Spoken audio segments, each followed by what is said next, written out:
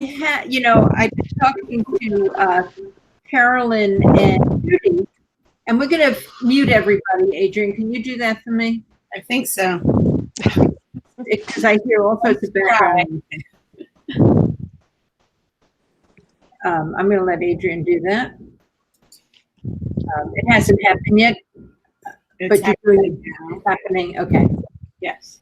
Now just you and the LAC lady are muted. I mean, not muted.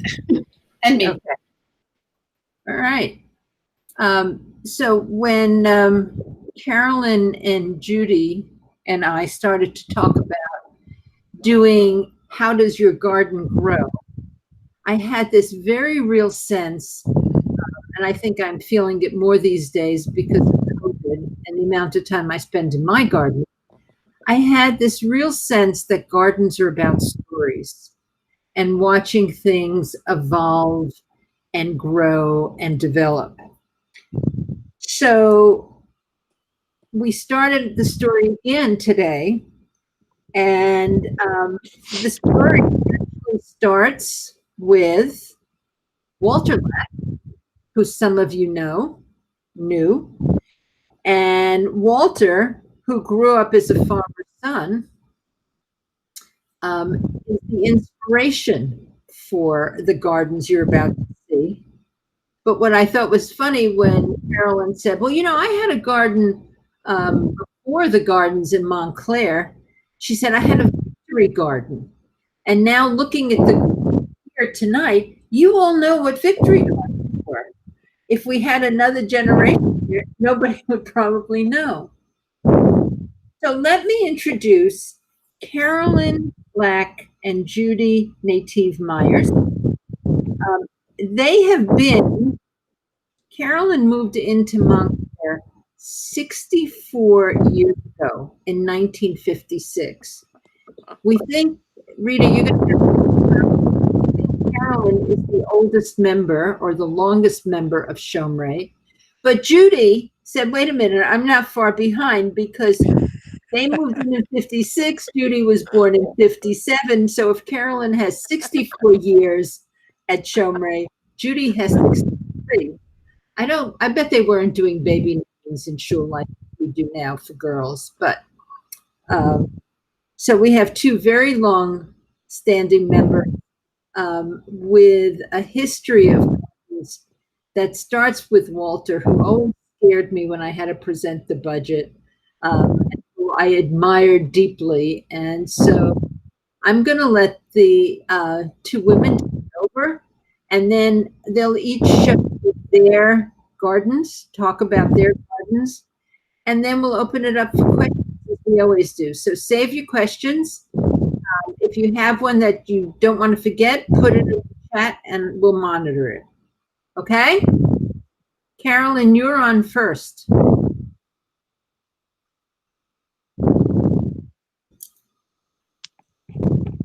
Carolyn, you're mute. Can't hear you, Mom.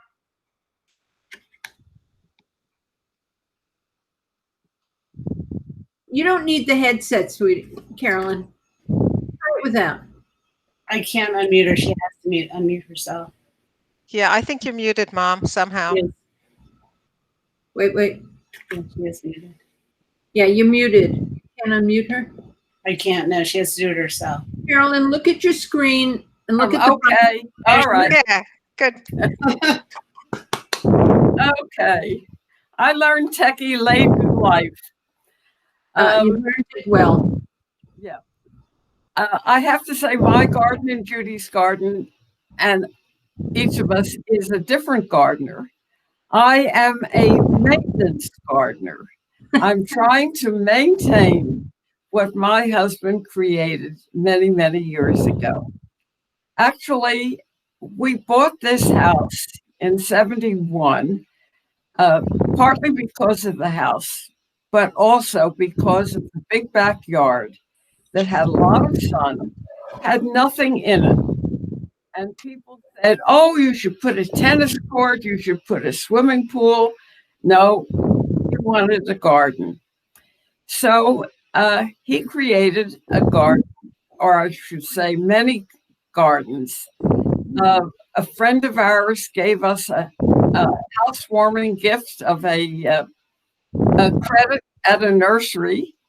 And one of the early things he did was buy very small hemlocks to put at the border of our back property. They were little things.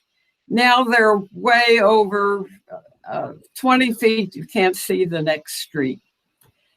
In the middle of the garden, he made a very nice circle and very precisely measured, as you would in a geometry class. And that was a rose garden. On the side of the property was a perennial garden, which I like best of all because those things come up every year. Then toward the back was a vegetable garden.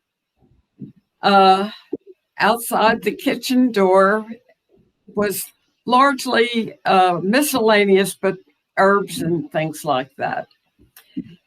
He planted the garden so that there would be flowers all throughout the year.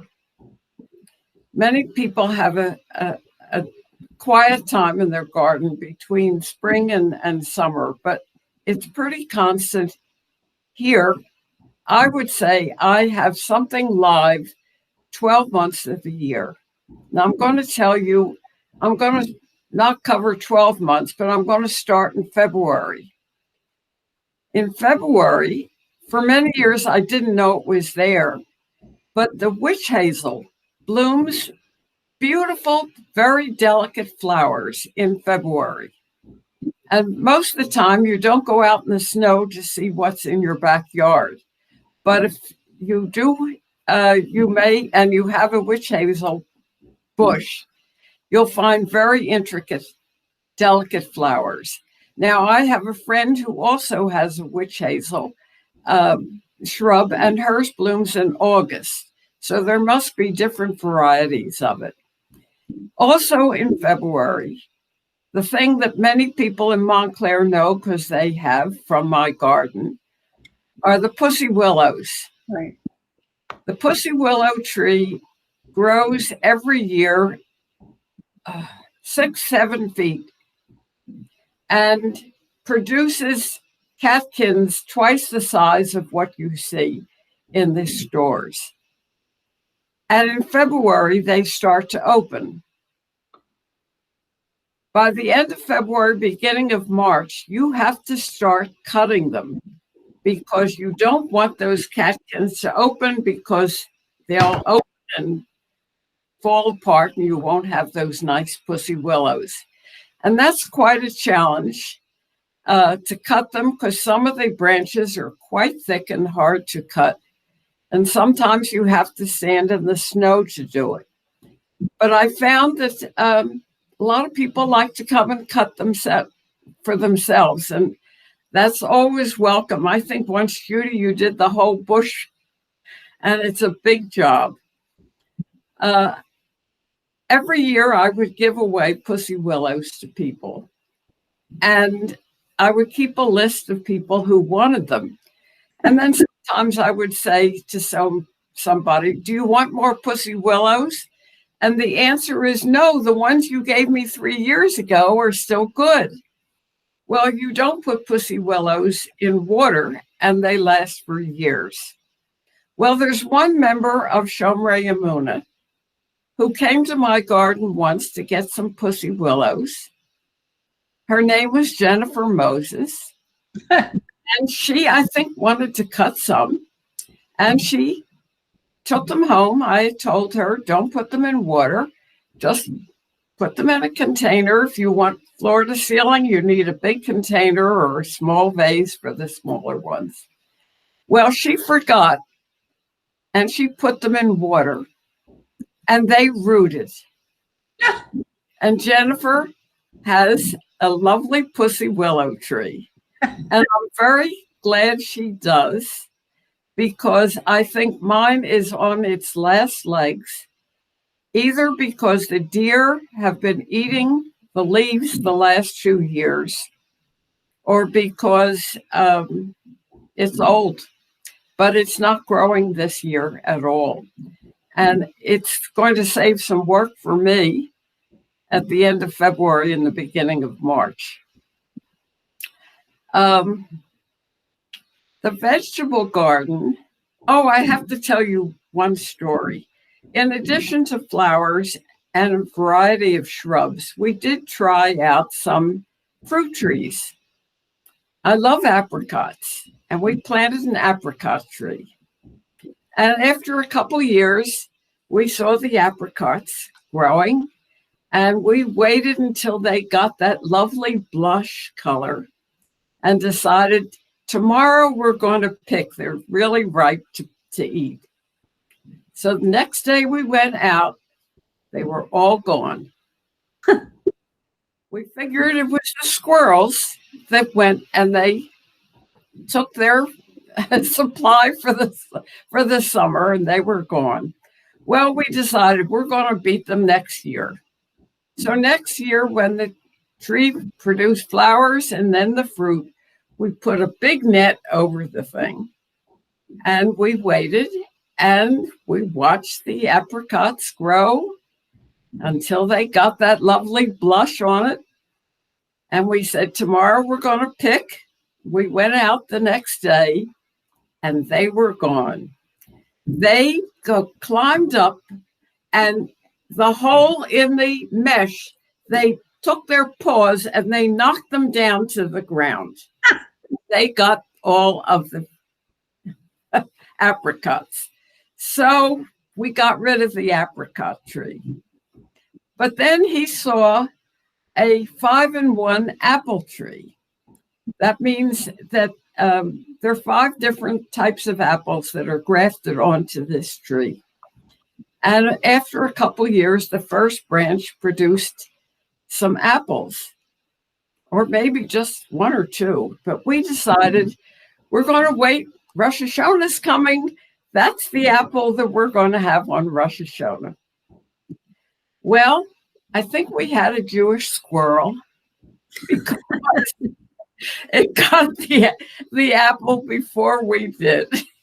So that was another losing battle. So we've had some successes and we've had some failures. But I'm going to show you just some of the pictures that I saved. Some of them are old, some of them are new, some of them are good, and some of them maybe not so good. But I put together a, okay. All right. I'm going to share this. Okay. Good one. It's not There you go, Carolyn. outside garden, but this is one of my favorites. It's the clivia that I keep indoors in the winter, but then in the spring, I put it out on the porch. Clivia is a very unpredictable plant. You never know when it's going to bloom. And if you go to a nursery, they can't tell you either. But one year, I got all these blooms at once, and so I wanted you to see it. Now I'm going to show you why I like that clivia. It is a really beautiful flower. Really. The next one I want to show you is one of the early shrubs that blooms in the summer that you don't see often. It's called Exbury azalea. And it's unusual in its color. You don't usually see many yellow azalea, but the cluster of flowers go into, it's like bigger than a tennis ball. And this particular year, there were a lot of them. Then we go to the spring, and this is one of the favorites called a tree peony. This blooms before the other peonies. As you can see, it's blooming the same time as the lilacs. There are white lilacs behind it. The tree peony is a beautiful flower. You can pick it, but it doesn't last that long, but it's still quite beautiful just to see. This is when the flowers are open. Beautiful. And, they really are quite special. I think they're yellow ones also. This is the Rose of Sharon, which is a shrub that produces flowers starting in July straight through. There are many, many flowers. They don't last long, but they continue to produce flowers. Unfortunately, this year, the deer actually found the Rose of Sharon, and I'm not getting as many flowers. The reason I put this one in, it's a very old picture, but it shows you the round bed in the middle of the garden. At one point, that was all roses. The deer have eaten so many of the roses that there are only 2 left, and I have other things in the garden. But behind there, this is a Japanese maple where the leaf is part green and part yellow. This is a hemlock. Here's another Japanese maple. This is a smoke tree. If you wonder why it's called a smoke tree, these are the pink blooms. It sort of look like a haze or smoke. But the most beautiful part of the smoke tree are the leaves, which are like a burgundy color. They're really very pretty. And now we'll go into, okay, come on. Move. Why doesn't it go? Oh. Yeah. Move. Okay. I have to move this. That's why it was in the way. Okay. All right. This is hibiscus.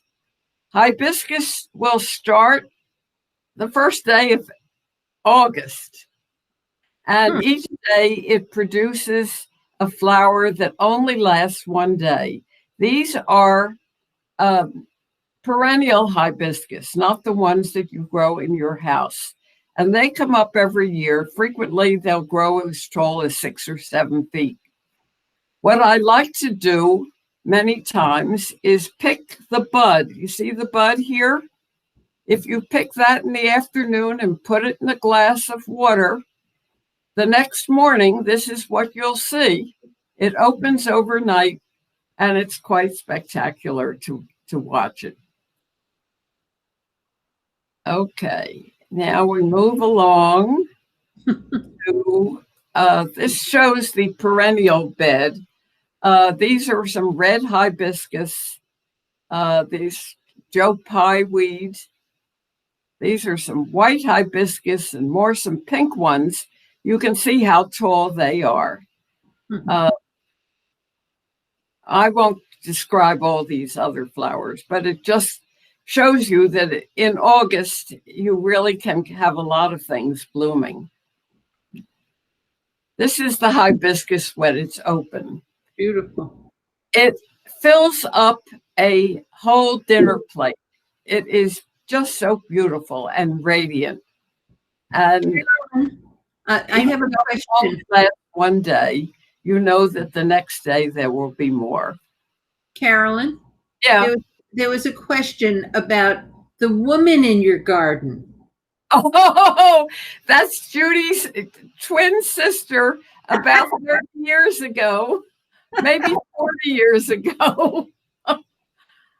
That's a real old picture. We thought it was one of the girls. We thought it was one of your girls, yes. Yeah, it was Ellen. Yeah. The reason I put this in, that's the end of some little leftover gladiola petals. But this is an evergreen in the front of our house called umbrella pine. And this is what I use in the middle of the winter. I can pick it any time of year. It's nice to pick to mix with flowers. But even in January, when you don't have other flowers, You just pick some of those. You see, the interesting thing about this is it grows from the center out as different from other pines. And it won't root in water, but it will send up a little shoots in there. So it's fun to pick in the winter. So let's move through the winter so we can see Judy's garden pretty soon. Yeah. Oh, I'm almost done. Okay. All right. The end of the garden in the summer. The reason I picked this one was because it's a lily that the petals fold down. It was not because of the butterfly. Pretty. Okay. That is a All nice. right. This is the southern magnolia tree, which is maybe 20 feet high now, and it just is finishing with all these flowers, which are the most magnificent flower that I'm going to end with right here. That is the flower that comes from the magnolia tree. It has a wonderful fragrance, and it is even beautiful a few days after you pick it when it turns brown. So I'm going to stop at this point and stop sharing. And how do I get out of here? Well, we see you. Okay. All right. Thank you, Carolyn. Let's let Judy pick it up, and then we'll take the rest of your questions. All right. Can you see my screen? Yep. All right. So this is my house on 93 Cooper Avenue. We bought it in 1994. It had lots of nice grounds that were filled with shrubs and very few flowers. And the front was well established. It is not profoundly different than what you see, but in the back it was just overshadowed by a huge tree, and we took it down immediately because it stood between us and good gardening. And we've been playing with the back forever. So this is the lily and iris garden that's right by our family room. And it has what you're seeing here are irises. You can see some lilies here. This is a columbine, and this is a campanula. So the clematis grow up here, and it's something very nice. One year we had a robin's nest in there. Nobody came back this year, so that's a disappointment.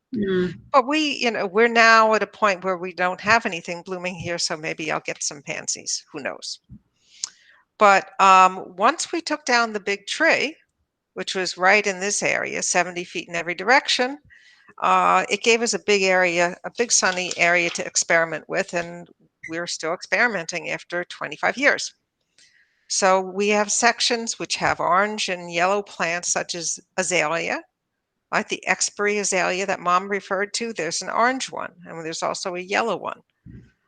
We also have some daylilies in here. You can see this. And this is my favorite. This is crocosmia. It's all called crocosmia lucifer. They're corms you stick in the ground, and every year they get bigger and bigger. And this is what it looks like about 4 weeks before it looks like this. And these are now just about done. But let me know if anybody's interested, because I'm always splitting them because I have too many. So this is the rhodie bed. So as Mom named her gardens, we name ours as well. So this is continuously experimenting. We've now got a dogwood we're going to put in here. And we keep trying different things. And over here, we have a Japanese garden. So what we did is we wanted to widen our yard, and we arranged to purchase some land from our next door neighbors. So we purchased the land behind their garage, which was 18 or 16 feet by 80 feet. And it came with a telephone pole right here. So we had Rita's daughter-in-law, Cynthia, design the pathway, meandering pathway through the garden. And Marty would go traveling different places and went to stay in a hotel and stick a shrub in there with him overnight. And eventually we've populated it with a variety of trees. So this one over here actually is called Shana. Yes, it has a Yiddish name. So this is what you see here is about 3 weeks apart. This picture and this picture. So this is early spring where you've got these sorry, let me go back here. Where you have these Brunera flowers. They're very fine blue flowers atop silver leaves, and painted fern. I have lots and lots of painted fern. So some more azaleas, but it's silvery and other bright colors, and it's very restful. And here you can see what it looks like several weeks later, where it's all filling in and it's approaching overgrown. So we're going to have to probably lessen some of what's in there. But one of the other things I love is the shape of the branches on this crabapple. So it's just very architectural. And then here's some more pictures of the Japanese garden. So most of it is shady. All the way back here, you can see the pathway. These are all different Japanese maples. But there's this one really big sunny section, which I planted with a ground cover called Mazus, M-A-Z-U-S. So I had one plant, and this is what it looked like in the early spring. And here you can see a picture of the actual flower. And this is what it looks like now. It is filling in this whole area, which is great because I'd rather have this than the weeds. So there's a lot of weeding in this garden. But there's another, you can see these tall things are Siberian iris, and there's my Shana maple. So now we also have some woodland and shade gardens in different parts of the garden. And here also are those expiries, yellow and orange. And here's some more iris. And this I really love. This is Mountain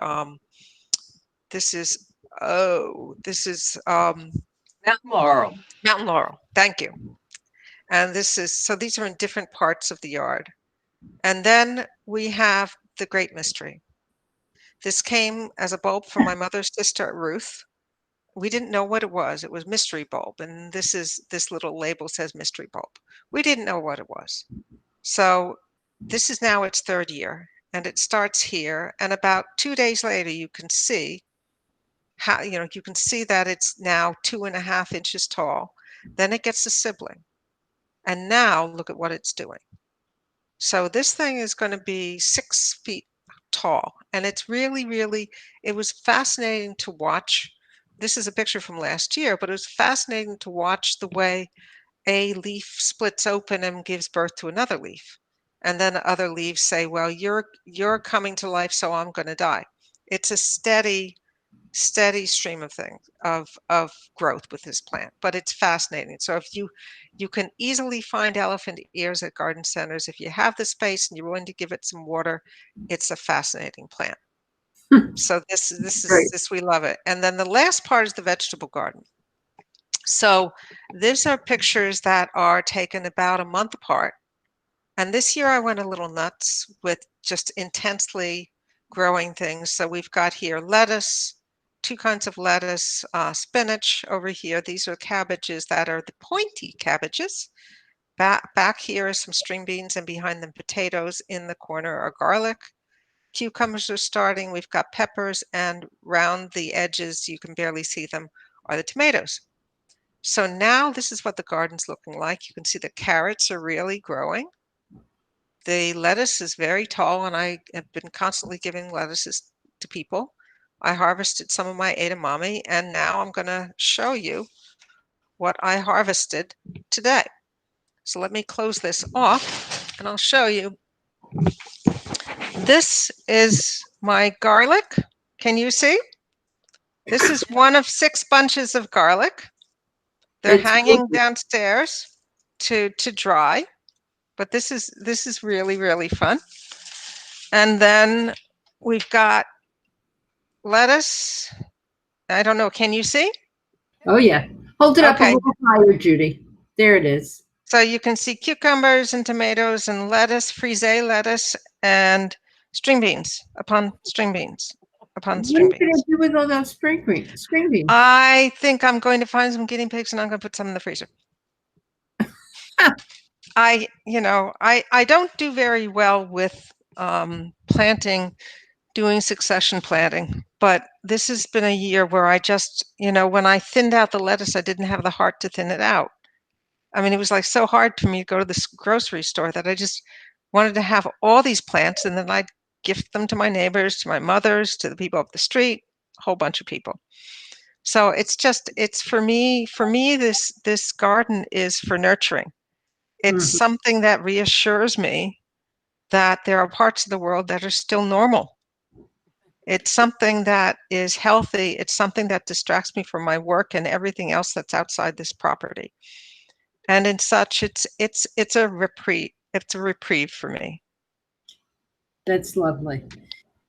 So Judy, you told me, and then there was a question from Linda. I'll let her ask it. But you told me that you got your gardening start with your dad. Yep. Have your girls picked up your gardening? Perry likes to weed. Oh, Perry likes to go to Mom's house and pick raspberries, of which there are none, courtesy of the deer. My sister is an avid gardener in her little postage stamp plot in Philadelphia. But no, I mean, Orly's in Brooklyn. How's she going to garden? Time will tell. But I learned from Dad. He was in the hospital with his first heart attack, and it was May. I'd bike down the mountainside, get gardening instructions, and come home and do what he told me to do. And that's how I got started. Linda, so we'll see. The generations may pick it up, Judy. We don't know yet. They better. Linda, yeah, really. You had a question about one of Judy's plants. I have a garden that's established. I have, by the way, a wildlife backyard habitat thing. Do you have that? No, but I could qualify because I've got buddleia and the crocosmia. I've got a whole, Asclepias. I've got a whole bunch of plants that are bug friendly. Okay, so I'm always open to when people are thinning their garden out, which I heard you were going to be doing. Crocosmia? I can't. Crocosmia Lucifer. Yes, I'll keep it in mind. So the question, whenever I hear that, I'm more concerned with the environment it's in, and I couldn't remember or ascertain. You have areas that are shaded. You have areas that are more sun, or part shade, part sun. I was just wondering, as the whole thing unfolds, I just was curious about crocosmia. Yeah. Yeah. I think it'll grow in full sun. It'll grow in partial shade. Right. It doesn't really care. I don't do anything to it. It's in amongst some rhododendrons. So that was the other thing about other than weeding, what do you do to maintain your garden? Well, a lot of it is weeding. Marty goes out and he clips shrubs and leaves the branches on the ground for me to pick up. We take turns cutting the lawn. I do trim some shrubs. We do have some large shrubs where we get somebody in to do it. But a lot of it it's planting, it's weeding, it's moving things around, it's having disagreements about whether you want yet another variegated plant or not. Whether you want a hot color or a cool color. I mean, we're negotiating, but it's always, we take things out, we replace things. We have plants that don't work very well. We do have failures, like trees that die on us, just like Mom. We're not perfect, but it is always changing. So this is a really good learning because I actually just started thinking about my garden 2 years ago, ripped it out and did a whole lot. And every time something dies, I take it personally. So I'm feeling much better that just because the petunias stopped flowering, it's not my fault, right? That's right. Right. Rita, will you please say what you're saying? Rita's been making comments in the notes, but I'd rather you just unfroze. You unmute yourself? Yeah, Weird. I'm trying. There you go. Hey, Rita. Can you hear me? Yes, we hear you. Okay. All right. Say that Carolyn did the flower arrangements every year in these little plastic containers, but Walter would drive around and deliver these beautiful arrangements every year in time for Rosh Hashanah. Also, Really? if a plant that Walter into the garden did not meet up with his expectations, it was torn out and replaced the following year. It was, you succeed first year or you're out of here. Yeah. I didn't know you were allowed to do that. Yeah, you can do whatever you want with them. He was Well, Rita, you, when he was alive, my role in the garden was picker. I picked the flowers, I picked the vegetables and did something with. Now I still pick. I do a little weeding, a little this, a little that, but I can't do the heavy stuff like I used to. But I still try to deliver Rosh Hashanah flowers to friends. It used to be flowers and I think raspberries. I used to get several pints of raspberries in one day in September. But between the deer and the squirrels and the birds, they get the raspberries before I do. I see squirrels standing on their legs and holding the branch and pulling it down and eating. The deer are the main problem. They're even the kokosmia. They eat those. That Judy gave me some for my garden, and anything with buds they eat. Lilies. Well, I'm not having as much damage as you are. I have seen deer in my backyard. I have some deer repellent pouches. I also have trying an ultrasound thing with a flashing light, which, a couple days after we put it in, we watched a deer walk right up to it. So that is not encouraging. I have trapped and disposed of a couple chipmunks this year, and I have trapped and driven like 15 miles away with groundhogs. So you need to have a heart trap to get rid of one of those guys. Same thing for the chipmunks. yeah, must be COVID. The animals are coming out. Well, no, it's not. They called it a massed fall. They had lots of acorns, and it was a mild winter, and that's why we have more chipmunks. And they wouldn't eat my vegetables; they would dig holes. But now I think I've got the upper hand of it, and we haven't gotten a groundhog this year. But I have had an entire crop of corn in a half-hour period stripped of its corn by a couple squirrels that just climbed up and took everything off. So I've had problems, but the vegetable garden's got a small fence around it. So I don't do anything in terms of fertilizing the plants, Linda. I do put in the vegetable garden, we put our grass clippings and our leaves, and I don't till it. When I'm ready to plant, I'll till that section. But I'm not doing much to fertilize anything. I know there's, Fredette comes to do some treatments of the lawn, but the vegetable garden, I'm not doing anything. I've got a compost bin in the back. I'm trying to use that more, but I'm pretty lazy in that regard. Lazy. I'm lazy for most maintenance except for weeding.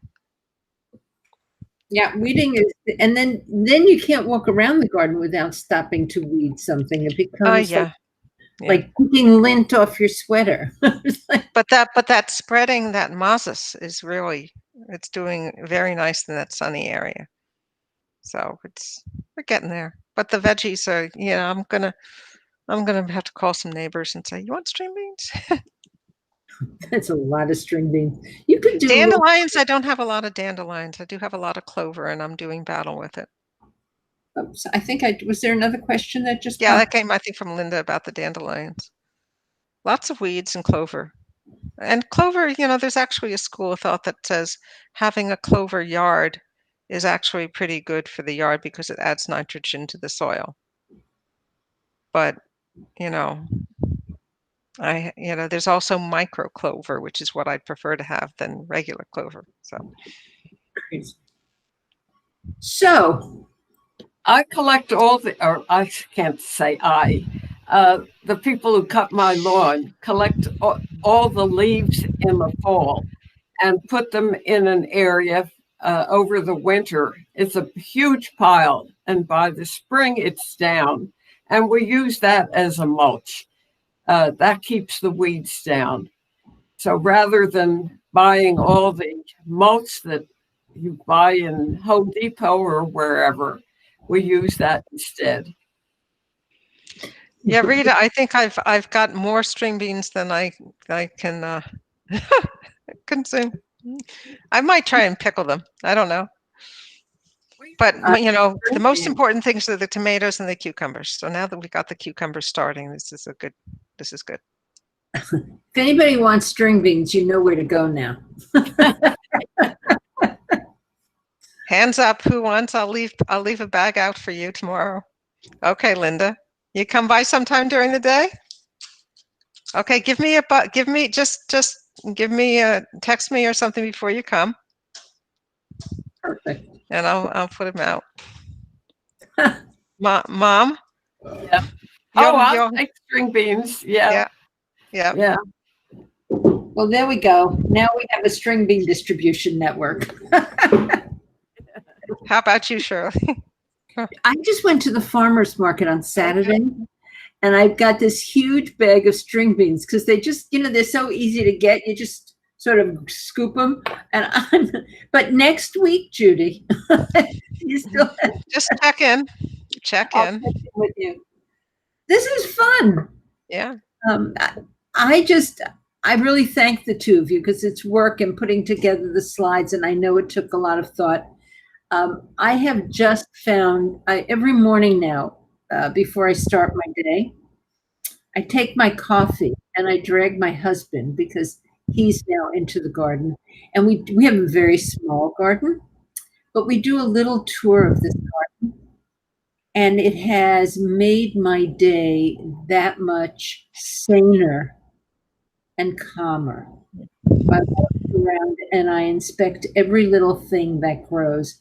So I thought this is a worthwhile and a very beautiful conversation to have. So thank you both very much for doing this. You're welcome. Glad to share it. And this brings us to the end. So I'm going to give you guys a quick peek at what we're doing next. At Nourish is going on hiatus for the month of August until August 30th, and you'll be seeing, save the date, August 30th is a Sunday, and we're having Shomrei Splash. It will be a return from summer. It literally will be a whole day of virtual and actually some outdoor activities. We have 14 different events planned. Everything. Adrian's doing mahjong. Adrian, say hello. And to David Halfinger, who will call in from Israel, to short story writing, to art touring, so it will be a day of bringing the community together. And so you get a quick, and people in Larchmont can join virtually. And it will kick off our return for the holidays. And then we'll have a whole series of At Nourish for Yontef right before Rosh Hashanah. So we are trying very hard to bring the community together. So be on the lookout. If you have nothing to do on August 30th, since I don't have anything to do, get ready to have some fun before the holidays. So with that, I will say thank you to all of you for coming. Oh, Judy, I can hardly keep you awake. Oh, well, mine more, you talk about walking around the garden in the morning. That's my busiest time. We walk around in the evening. So Yeah, I know. It's been a long week, right? And it's only Tuesday. Yep. So thank Yep. you. Well, thank thank you. you. And everybody stay healthy, stay safe, and we'll see you August 30th, if not before. Thank you all. It was a great series. Thank you very Great much. series. Thanks. Bye. Bye-bye, everybody. Thanks. Bye, all. Bye-bye. Bye. Bye.